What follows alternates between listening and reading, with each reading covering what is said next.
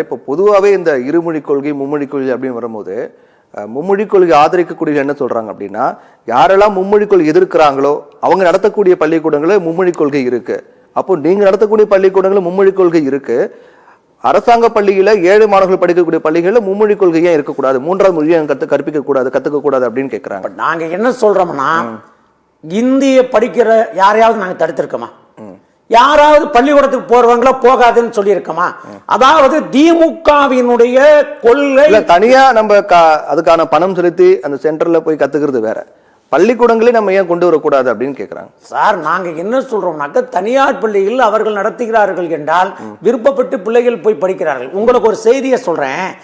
இந்தி பிரச்சார சபா ஒரு அறிக்கை வெளியிட்டிருக்கிறார்கள். தென் மாநிலங்களிலே இருக்கின்றவர்கள் இந்தி எத்தனை பேர் கத்திருக்கிறார்கள் என்ற ஒரு அறிக்கை விடுத்த பொழுது 3,54,000 பேர் தமிழ்நாட்டில் இந்தி தேர்வு எழுதியிருக்கிறார்கள்.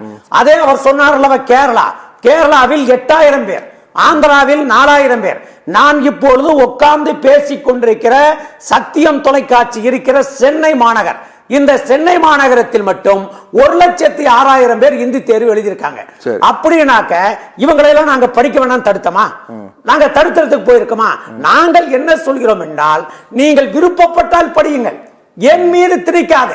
நான் எந்த சட்டை போட வேண்டும் என்பதை நான் முடிவு செய்ய வேண்டும். நீ இந்த சட்டை தான் போட வேண்டும் என்று நீ திணிக்கிறாய் என்றால் அந்த திணிப்பை நாங்கள் எதிர்க்கிறோம்.